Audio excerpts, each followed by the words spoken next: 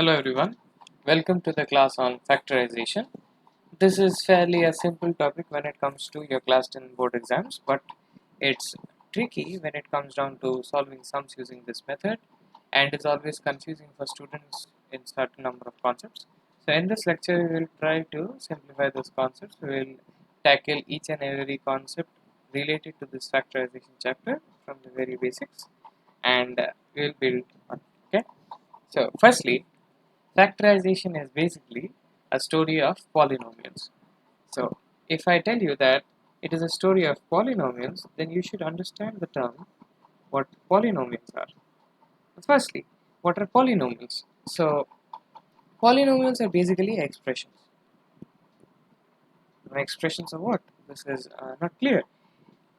These expressions are of the form a0 x to the power n plus a1 x to the power n minus 1 plus dot dot dot dot dot plus a to the power an minus 1 x of 1 plus a of n. Now, whatever I wrote on the board, it sounds gibberish, right? It has no meaning, right? Probably you're seeing this for the first time and you cannot make any sense out of it. That is normal. This is basically a mathematical expression. This is not an expression that we humans express. It's a mathematical expression. Basically, what it means is it is a combination of coefficients and variables of this form. Okay, so what are coefficients? These terms a0, a1 till an, so a0, a1 till an are called coefficients. They are called coefficients. Now, n, the highest degree, is basically called the degree of the polynomial, right? Okay. Now, if all the coefficients are zero, then basically it leads to a zero polynomial. We'll look at each and everything with an example, so don't worry, these are just terminologies. And a0 x to the power n, if a0 is not equal to 0, this term is called the leading term, and a0 is called the leading coefficient. Now, it is still very confusing. You just got the structure that a polynomial looks like this, where a0, a1 till an are coefficients. If the coefficients are 0, we call that a zero polynomial. N, the highest power of x, is the degree of the polynomial, and if the leading coefficient is not 0, then this forms the leading term. Okay, now let us understand this with the example. So suppose there is a term such as x to the power 4 plus 6 x to the power 3 plus 19x square minus 6x plus 4, right? So this is a polynomial. This is nothing but a polynomial. It is a combination of constant and a variable x, right?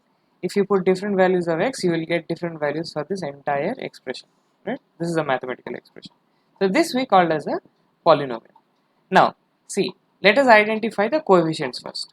So the coefficient set is 1 because this coefficient is 1 right here. It's 1, then 6, then 19, then minus 6, and then a 4. Correct? They are the coefficients. Now n, the highest power of the unknown term. So it is here, it is 4. So n is 4. Right?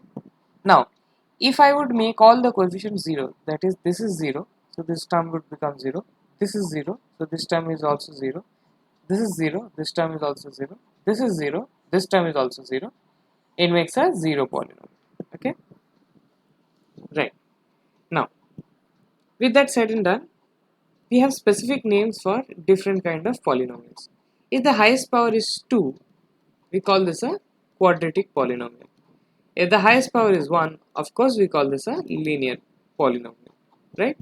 1 is linear, 2 is quadratic, 3 we call it cubic. X to the power 4 In this case, we call this biquadratic, right? Biquadratic, and so on. And if that's a constant value, suppose it's 7 or something, we call this a constant polynomial, right? These are the segregations. I hope you understand till this point. So basically, what are polynomials? They are basically mathematical expressions of a combination of the unknown values and coefficients. The highest power is the degree, and the factors, the multipliers here are the coefficients. Okay? If we understand a polynomial, then we should understand a polynomial equation, correct? So suppose I tell you that f of x is a0 x to the power n plus a1 x to the power n minus 1 and so on till a of n minus 1 x plus an, right? I tell you that this is a polynomial. Now this I have denoted by f of x. Now if I equate f of x to 0, that is this entire thing, if I equate to 0, then this becomes a polynomial equation. So this becomes a polynomial equation of degree n, right? This is a polynomial equation. So some examples are x to the power 4 minus 6 x squared plus 9 equal to 0. This is a polynomial equation, correct? Similarly, if you have something like y to the power 4 minus 8y squared plus 96 equal to 0, this is also a polynomial equation. Okay. Okay. Now, what about, how do you check equality of polynomials? See, firstly we understood what polynomials are, then we understood what polynomial equations are. Now let us check the equality of polynomial equations. How do you do that? Suppose fx equal to 0 is one polynomial equation and gx equal to 0 is another polynomial equation. So if I expand these terms, we can write fx as, we can write this as, and so on till this, and we can write gx, suppose gx is power n plus b1 x to the power n minus 1, and it goes on till bfn. Now these two polynomial equations are equal only when m equal to n, so this and this are equal, and the coefficients are equal. So ai equal to bi, right? So a0 equal to b0, a1 equal to b1, and so on till an equal to bn. So this is how the equality is checked, correct? Okay. Now, speaking of algebra, addition and subtraction of polynomial is pretty intuitive. You have one polynomial fx, you have other polynomial gx, so their addition is basically add all the terms, right? Subtraction is similar, multiplication is also similar, where you just apply the multiplications you used in linear equations, right? So you multiplied something like this, right? So you took this, you multiplied with this, you multiplied with this, you took this and multiplied with this, also you took this and multiplied with this. So you got 4 terms, right? So here also, it's just that the number of terms will increase in both the subdomains here, but the basic concept is similar. But what you need to understand is that division is not that intuitive. Division needs practice, right? Division is something new that you will learn. Okay.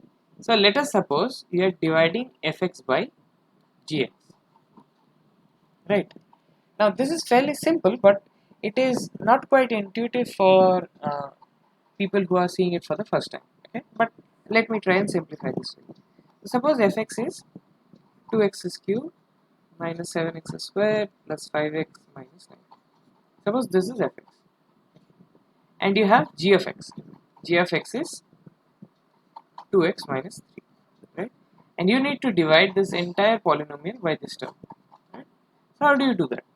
How do you divide normal numbers? If you have to divide 5 by 2, you do like this. You have, this is the quotient and this is the remainder. This is the concept for division of normal numbers. Yeah.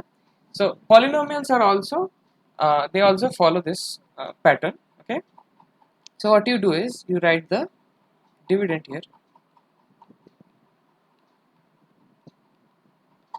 right?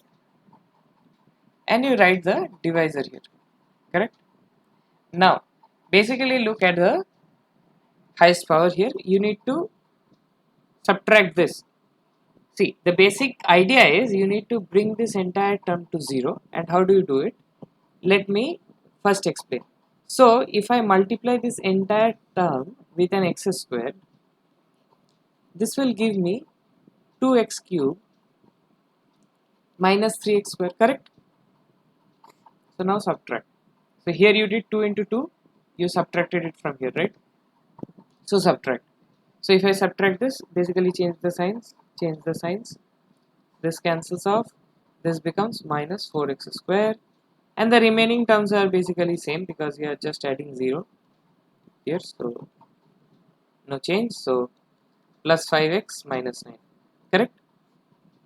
Right. So yeah, let's not just complicate with zeros here. So you multiply this, you get this, cancel off this term, you get this, and just write the remaining terms as it is, right? Write this as it is. Correct? The logic behind is you are just subtracting 0. Okay. Now do the same thing. If I multiply this with minus 2x, if I multiply this with minus 2x, I will get minus 4x squared, and I will get plus 6x, nothing else, right? So again, minus x minus 9, correct? Now, what should I multiply with 2x in order to make it minus x? So I should multiply minus up, right? So this is minus x and this becomes 3 by 2. I hope this is clear. So I'm subtracting this, it is forming 21 by 2, correct? So in effect, this fx can be written as 2x minus 3 times q of x. What is q of x? Q of x is basically this thing, this entire thing. This is the quotient. Now quotient is also a function of x, the divisor is also a function of x, and there is a constant term, right? This is the remainder, correct? So you are basically writing fx equal to gx times q of x plus a constant, correct? This is the form when, this is what you get when you divide a polynomial by another polynomial, correct? This is the form. Now this idea is fairly simple, but this division needs a practice because this is not just simple on the first go, but as and when you do it multiple times, this becomes fairly simple. What you basically do, I will reiterate quickly. You need to just, whatever you do with this, do the same thing here, no change, right? Do the same thing. You have 2x cube, you need 2x cube. You have 2x, so multiply x square. You get this, subtract, form this. Okay. Then again do the same process, form this. Then again do the same process till you get a remainder. Okay. Now this is what division looks like, and we will remember this, right? This form is important. We will be using this form quite often. Now, when do we say that a polynomial has a factor? We say that the polynomial has a factor when the remainder, this c, equal to 0. So if this would have properly divided this entire polynomial, we could have just written it as g of x times q of x, and this remainder part would have been 0. So then it would have been a factor. So g of x would be a factor of f of x, right? So basically it would have not left any remainder. So the same thing, with 5 and suppose this is 6 and this is 2. So this remains, this leaves no remainder, right? So 6 can be written as 2 times q. So q plus 0. So c is 0. So 2 is a factor of 6. Correct? Okay.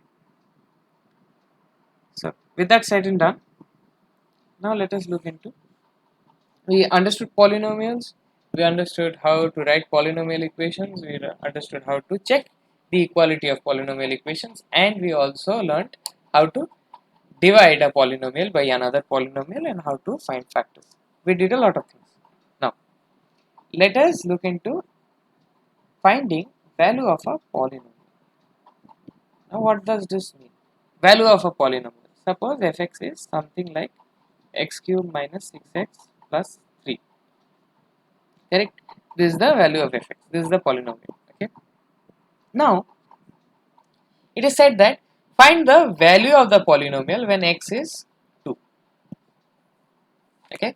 What that basically means is substitute x in the equation by a 2. Correct? So that we write in the function terminology, we write it as f of 2 equal to, here replace x by 2. So this is basically 8 minus 12 plus 3. So how much this is? This is minus 1. Okay. So at x equal to 2, f of x would take the value minus 1. Okay. This is called the value of a polynomial. Now if you would have taken x equal to 3, f of 3 would be something else. It would have been 27 minus 18 plus 3. So that would have been 12. Right. So you see that as and when you substitute x with a different value, you get a different output. Okay. That output, when you feed, remember this as a machine, right? F of x is a machine. You are feeding a value of x equal to something and it is giving you a output. This output is the value of the polynomial. Correct? Okay. Now, what is the root of a polynomial? Root of a polynomial. See, I told you that f of x, when we are writing a polynomial equation, what we are basically doing is we are writing the function and we are equating it to 0. So f of x equal to 0. In this case, x square minus 2x plus 1, suppose this is a polynomial, now this is equal to 0. Now what is the root of a polynomial? Root of a polynomial is alpha such that when x equal to alpha, f of alpha equal to 0. Now this may be a little out of understanding, but let me explain with an example. See, what is the root of a polynomial for fx? This is fx, right? Now if I tell you that the value of, okay, replace x by 1, right? Replace x by 1. So what you get? F of 1 is 1 square minus 2 plus 1, that is basically 0, right? So f of 1 is 0, correct? But if you put f equal to 2, if you put f equal to 2, this will amount to 4 minus 4 plus 1, this will amount as 1, right? So it is not that for any value of x it is giving you this equation is satisfying. It is not that. For specific values of x, this equation will hold true, and those values of x are known as the root of the polynomial. So basically what I wrote here is, suppose you have a function f of x. Now if for x equal to alpha, f of alpha equal to 0, that is for a particular value of x, if the equation holds true, then this value is a root of a polynomial. Root of a polynomial. Basically, if alpha is a root of a polynomial, x minus alpha is a factor, right? Now what do you learned about factors? Just here you learned that, see, gx would be a factor of f of x if the remainder is 0, correct? So here what we have is x minus alpha. Suppose x minus 1 Okay, x minus 1 is a factor of fx. So what does that mean is, when you equate x minus 1 equal to 0, that is x equal to 1, you put this in the equation holds true. Correct? So if alpha is the root, if 1 is the root, x minus alpha is a factor. Correct? Remember this. Okay? Fairly simple. Now this brings us to the remainder theorem. Right? We will build on it. Let us first look into a remainder theorem. For remainder theorem, now these two theorems, remainder theorem and factor theorem, are actually important. So please listen to this carefully. So I told you that f of x when divided by g of x, this is basically of the form this. Okay? So in our example, it was something of 2x cubed minus 7x squared plus 5x minus 9 was equal to 2x minus 3 times x squared minus 2x minus half minus 21 by 2. Right? So this was our equation. Correct? This was the simplification. Okay. Now what remainder theorem says that when f of x is divided by x minus alpha, when this is divided by x minus alpha, then basically the remainder is f of alpha. Okay, this might look a counterintuitive. Let me simplify. So all that we are claiming here is f of x is as it is, g of x is x minus alpha. Suppose if g of x is x minus alpha, so this is x minus alpha times q of x plus c, right? Right? From this is derived, right? G of x is, just substitute g of x by x minus alpha. Okay. Now, what is the value of f of alpha? If you put x equal to alpha now, so this will become alpha minus alpha times q of x. This is basically 0 plus c. So you see that if fx is divided by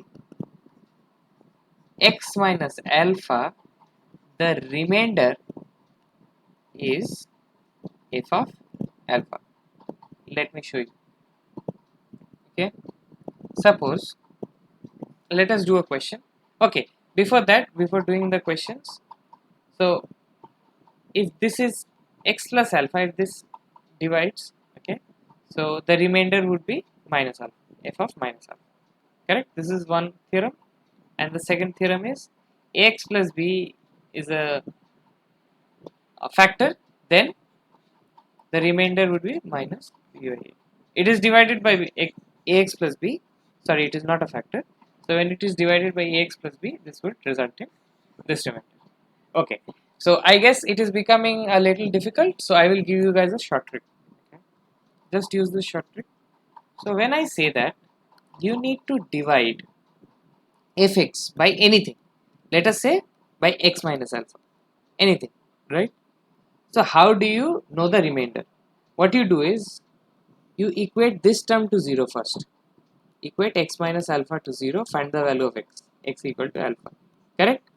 Now put that value into that function f of alpha. This is your remainder. See, this is what I did. X plus alpha, equate it to 0, x turns out to be minus alpha. So f of minus alpha is the remainder. Here also, ax plus b equal to 0, x equal to minus b by a. So the remainder is this. Correct? Okay. I think now it should solve your doubts. Let us do a question. It will further enhance your understanding. So the question, this is a typical board exam question. This comes in your boards. Right? Whatever questions we will be doing here will be the board type questions. They do not go into other kind of questions. They stick to this format. Okay. So if such a question comes, suppose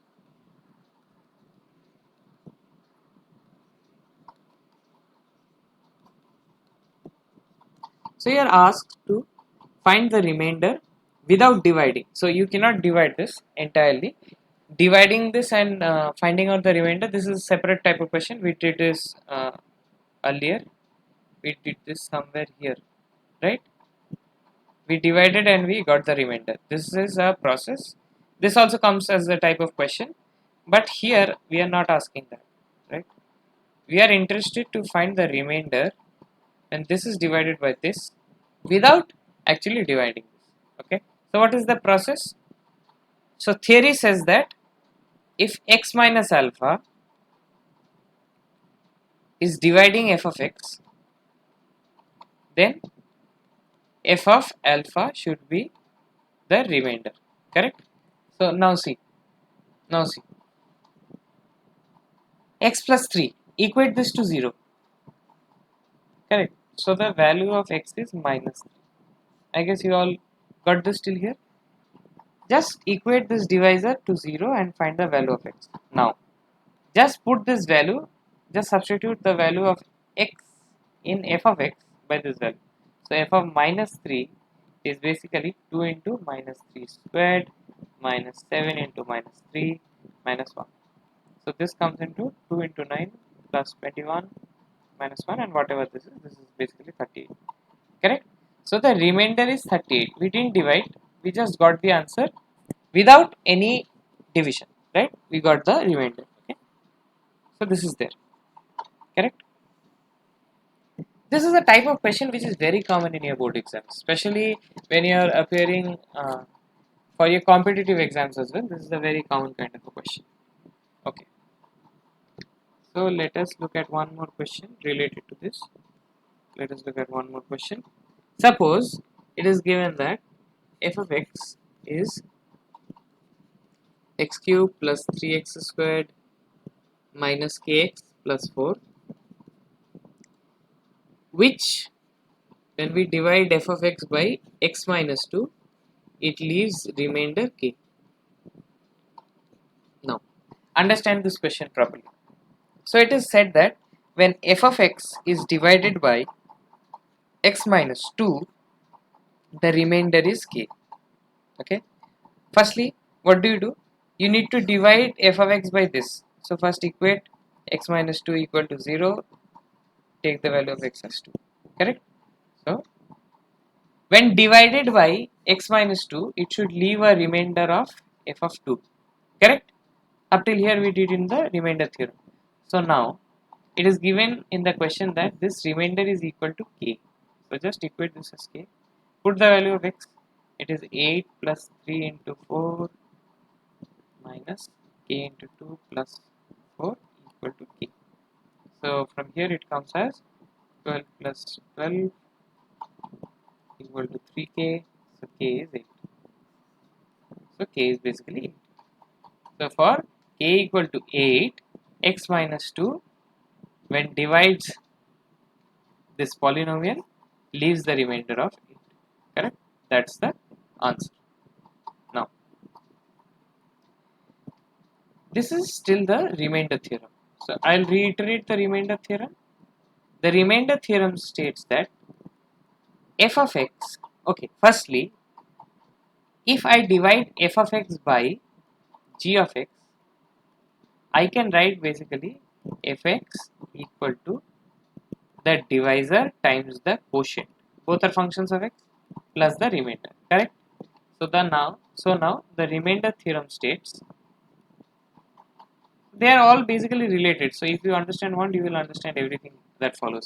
The remainder theorem says that if f of x is divided by x minus alpha, then the remainder is f of alpha.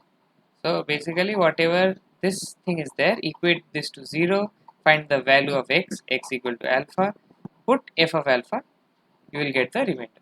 This is the remainder theorem. Now, along with remainder theorem, we have one more theorem that is basically derived from remainder theorem. It's a special case of remainder theorem actually. So, factor theorem states that x minus alpha is a factor of fx if f of alpha equal to 0. Now let us see what it actually means through the remainder theorem. See, f of x when divided by x minus alpha leaves the remainder of this. Okay, remainder is f of alpha. Now here also this divides this, so equate this to 0. This will be x equal to alpha. Now if you substitute f of alpha, if this comes out to be 0, that means x minus alpha properly divides f of x, correct? So in that case we can say that x minus alpha is a factor of fx. Okay, so yeah, and also when x minus alpha is a factor, then x equal to alpha is a root of the equation. Why? Because what we understood from roots, we understood that root of an equation is the value of x for which the equation holds true, correct? The equation will hold true here. Okay, so let us first understand this with an example. Suppose we are taking a simple equation, right? This is f of x, and let us suppose that uh, g of x is x plus 1. Okay, so now if I tell you that, okay, let me do the division process and then let me build an intuitive understanding. Okay, so x square plus 2x plus 1 by x plus 1. Okay, what do you do? This is x square, you need to bring x square, so you bring x squared plus this 1 times x is x, so cancel this terms off. This is x plus 1. Okay, this is x, and you have, now just multiply with 1, you get, right, so 0. The remainder is 0. We all know that this is actually x plus 1 whole square, so x plus 1 is a factor of this polynomial, correct? Now we will not divide. Okay, let us see how to use remainder theorem. Remainder theorem states that x plus 1 when divides f of x will leave a remainder of f of minus 1, correct? Because equate this to 0, x comes to be minus 1, so the remainder is f of minus 1. Let us put the value of x equal to minus 1. F of minus 1 is basically 1 plus 2 times minus 1 plus 1. So this is 2 minus 2, this is 0, correct? Now up till here it gave me the remainder. Now when the remainder equal to 0, this basically means that x plus 1 is a factor of fx. So in this case x plus 1 is a factor of x square plus 2x plus 1. Okay, is a factor of fx. So this is what a factor theorem says. The remainder theorem basically states that if this is dividing, x minus alpha is dividing f of x, then the remainder is f of alpha, and now if this remainder equal to 0, then this is a factor. Okay, this is a factor and x equal to alpha is a root.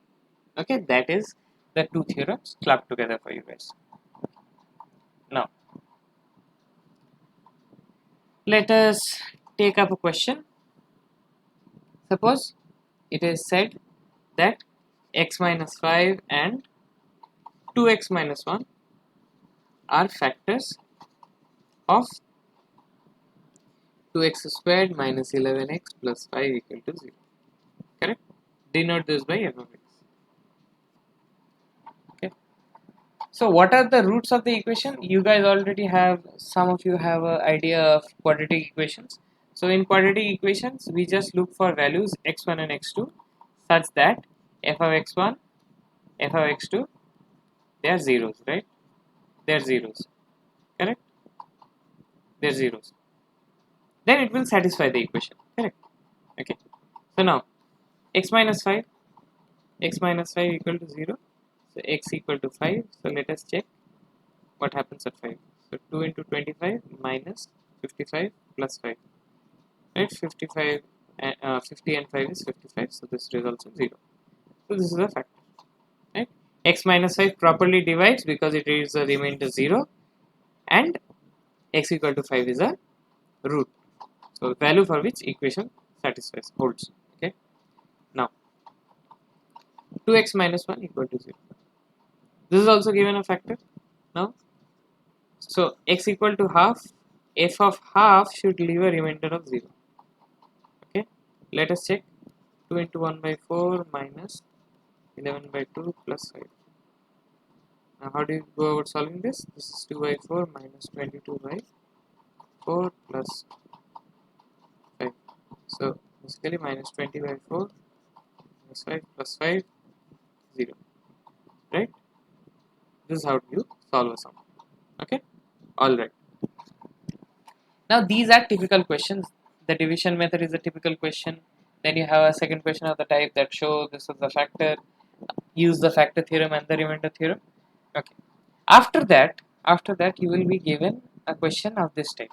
Okay. This is a very common year question. It basically repeats in the same form over and over the years. So it is given that x plus 3 is a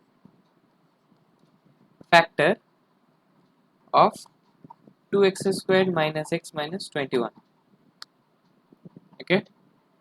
So it is given that prove that x plus 3 is a factor of 2x squared minus x minus 21. Hence, factorize the equation completely. Factorize the polynomial completely. Understand this question. This question has two parts.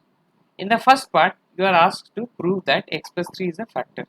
So if x plus 3 is a factor, we will use the factor theorem. What it says basically, if x plus 3 is dividing, equate this to 0, you will get x equal to minus 3. So f of minus 3 is the remainder, and for this to be a factor of this entire thing, this should result in 0. So the remainder should be 0. Okay. So 2 into 9 plus 3 minus 21. So this is 18 plus 3 is 21. 21 minus 21 is 0. Correct? First part is over. It is proved that x plus 3 is a factor. Now, when x plus 3 is proven to be a factor, what you do is, in the second part, you are asked to factorize the equation, the polynomial completely. Correct? So you have the polynomial 2x squared minus x minus 21. And you know that if you divide this, with x plus 3, you will get a remainder of 0. So let's try and divide this. So this is an x, you need 2x squared, so you just multiply with 2x. This becomes 6x. So minus 7x minus 21. Right? So now there is an x, you need minus 7x. So subtract minus 7, minus 7x, and this is minus 21. And then remainder is 0 as suggested by the remainder theorem and the factor theorem.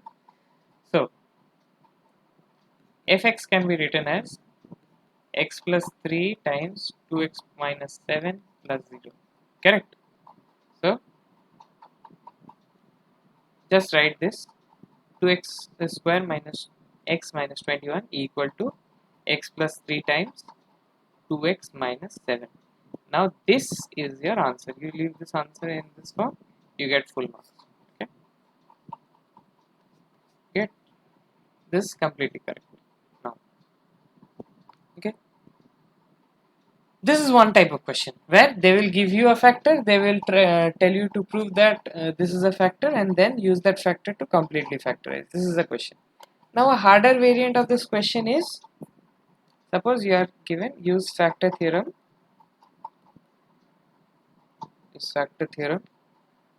to factorize x cube plus x square minus 4x minus 4. Okay. Now what you guys will do is, now this seems pretty complex because you don't have any factors to start with. With what basically should be g of x. G of x is unknown. So how do you go about solving this? So basically, take this as f of x. Try equating it with 0. Correct? So find roots. Okay? F of x equal to 0. Now what will happen is, when f of x is equal to 0, suppose when f of alpha is equal to 0, then alpha is the root of an equation. if alpha is a root of an equation, x minus alpha is a factor, correct? The reverse term, if x minus a is a factor, then f of alpha should give you 0. Same thing, just we are doing it in the reverse order. Okay, okay, let us see what it actually gives us. So you have, if you take f of 1, so what is f of 1? It will give you 1 plus 1 minus 4 minus 4, correct? This will not be equal to 0. Try with 2, f of 2, this will give you 8 plus 4 minus 8 minus 4. So this gives you 0, right? So we see that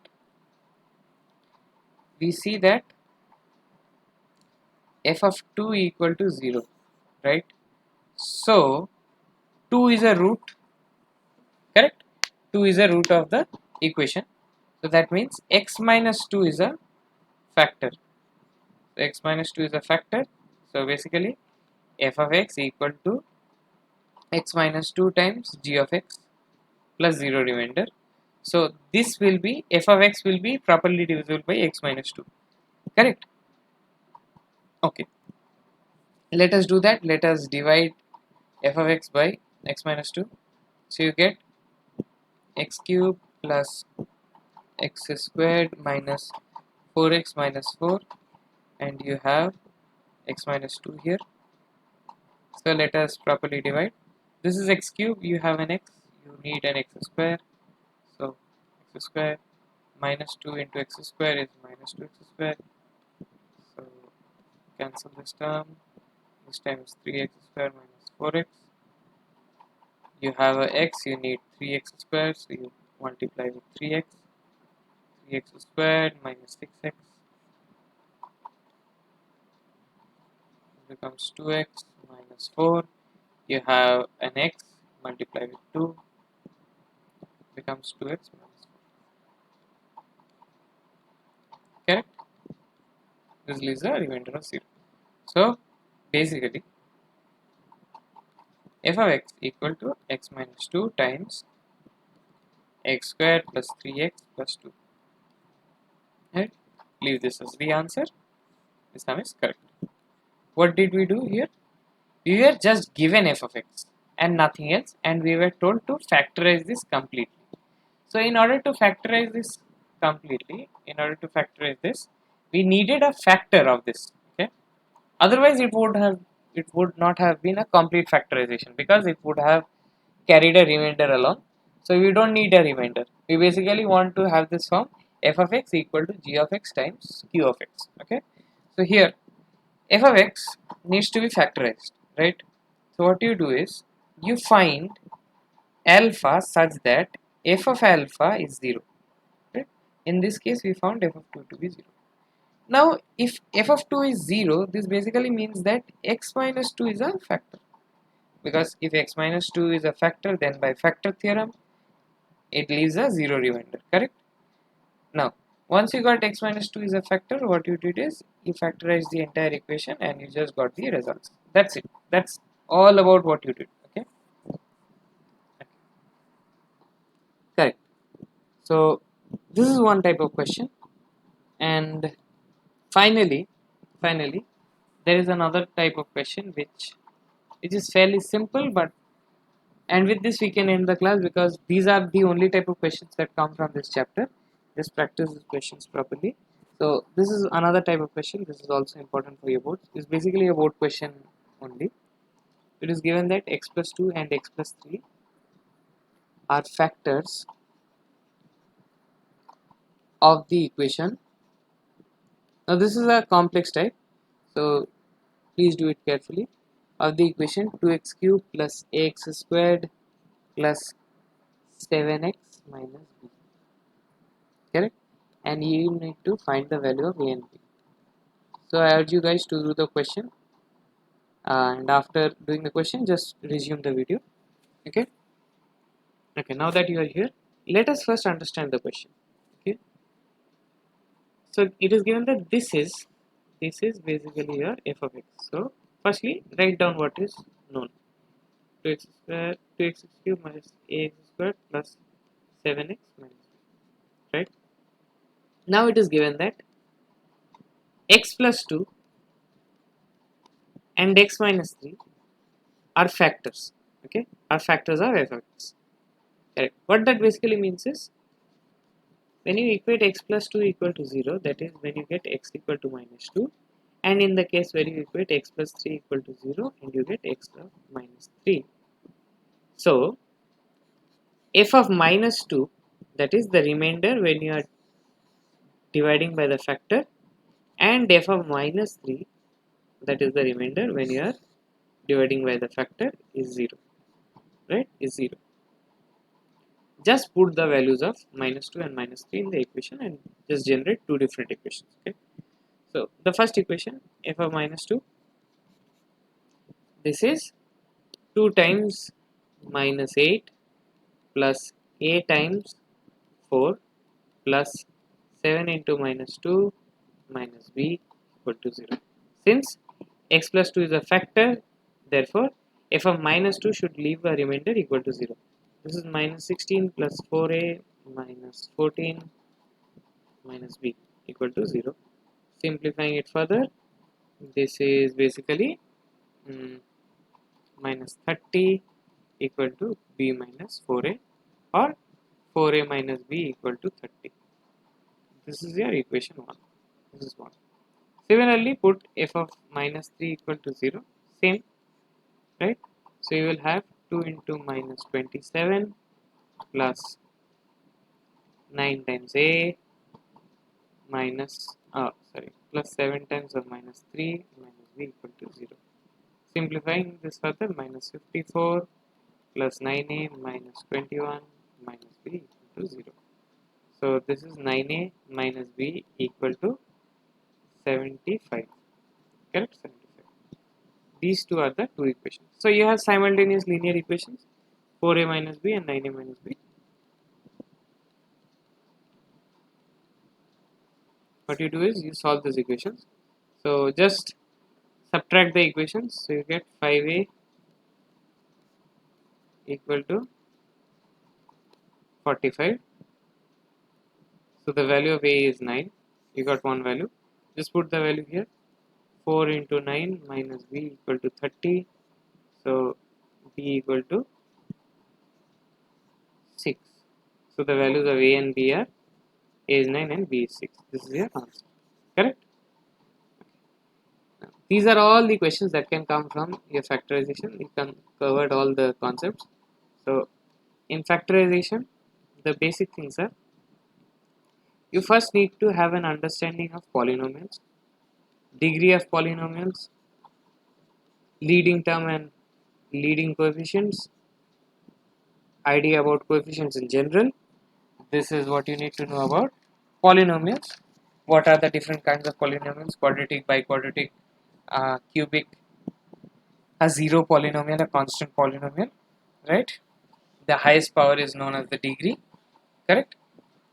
Then we looked into division, basically algebra of polynomials. So we specifically looked into division of polynomials. This was basically all the algebra you did in normal equations. They are also valid for polynomial equations, but the division had a special catch, but we looked into it anyway. So that is done. Then we looked into value of a polynomial. What is the value of a polynomial? When you substitute the value of this unknown variable, in this case, if this is f of x, so if you are substituting the value of x by a constant value, this is the value of the polynomial at x equal to alpha, correct?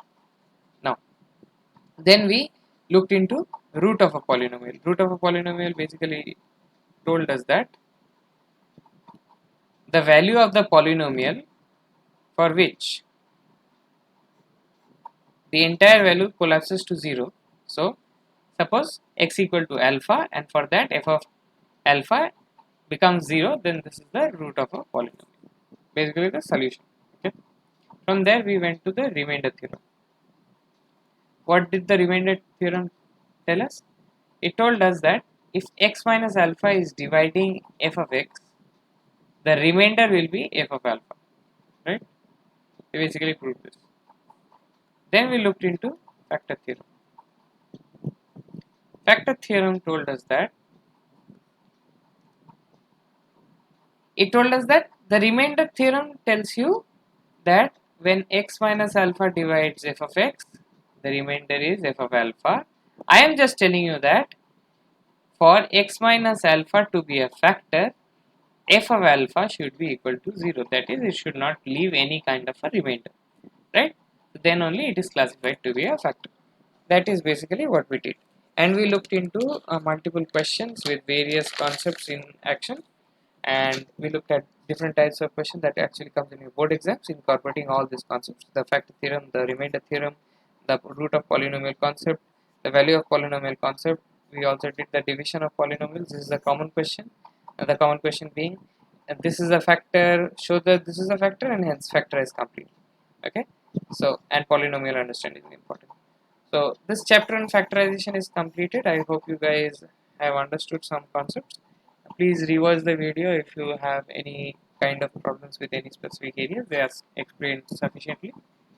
I hope you guys had fun. Thank you.